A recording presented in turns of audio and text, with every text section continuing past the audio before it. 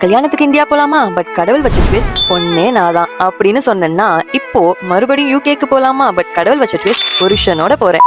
Hello ஹாய்ங்க, it's rose. 4 மாசம் எப்படி போனுச்சுனே தெரியல. கல்யாணம், கச்சேரி, ஹனிமூன் ஹாயா இருந்தாங்க. இப்போ reality is literally slapping us in the face. சொல்லப்ப பார்க்கணும்ல. சோ இந்த கல்யாண சீரிஸ் இத்துடன் இனிதே நிறைவடைகிறது. ஏர்போர்ட்ல ஆரம்பிச்சு ஏர்போர்ட்லயே வந்து முடியுது. வெயிட், இனிமே தானே எங்க ஸ்டோரி ஆரம்பிக்குது. எனிவே, மை டாடி என் தம்பி கல்யாணம் முடிஞ்ச உடனே யூகே போயிட்டாங்க.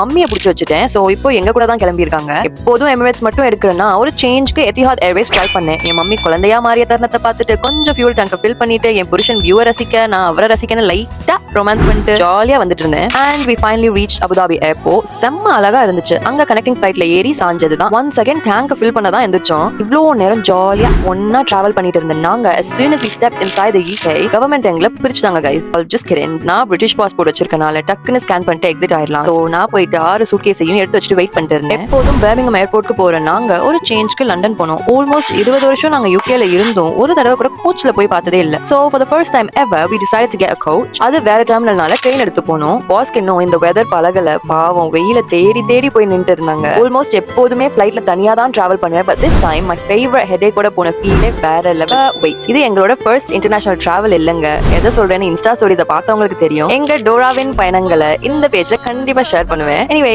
see you in the next one. Bye.